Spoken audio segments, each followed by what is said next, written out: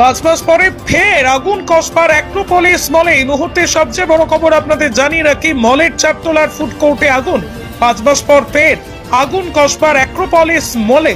মলের 4 তলার ফুড কোর্টে আগুন বলেই জানা যাচ্ছে। আপনাদের জানিয়ে রাখবো আরো একবার, 5 মাসের মধ্যেই ফের আবারও এক ঘটনা কসবার অ্যাক্রোপলিস মলে ঘটে গেল। ফের অগ্নিকাণ্ড, মলের 4 তলার ফুড কোর্টে আগুন। 5 মাস পরে ফের আগুন কসবার অ্যাক্রোপলিস মলে। মলের 4 তলার ফুড কোর্টে আগুন। 5 মাসের মধ্যেই ফের আবারও এক ঘটনায় কসবার অ্যাক্রোপলিস মলে। আজ সপ্তাহের প্রথম দিন হয়, বেশ জমজমাট ছিল মলের ভেতর।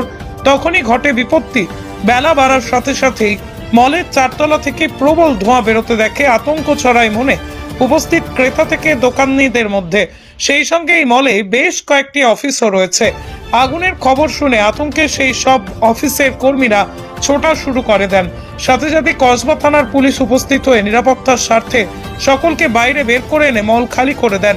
অগ্নিকাণ্ডের খবর পেয়ে অগ্নিকাণ্ডের দমকলের ইঞ্জিন ছুটে আসে, দ্রুততার সঙ্গে আগুন নেভানোর জন্য কাজ শুরু করেন। কালো ধোঁয়ায় ঢেকে যায় মলের চারপাশ।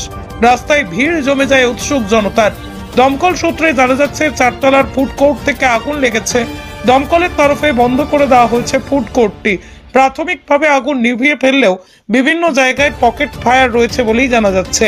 গত 14 জুন কসবার এই নামি দামি শপিং মলটিতেই অগ্নিকাণ্ডের ঘটনা ঘটেছিল। সেবারও 4 তলার একটি ফুড স্টোর থেকে আগুন লাগে। 5 মাসের মধ্যেই ফের একই দুর্ঘটনা। মলের অগ্নি নির্বাপন পদ্ধতি এবং মলের দোকানীদের সচেতনতা নিয়ে প্রশ্ন উঠতে শুরু করেছে।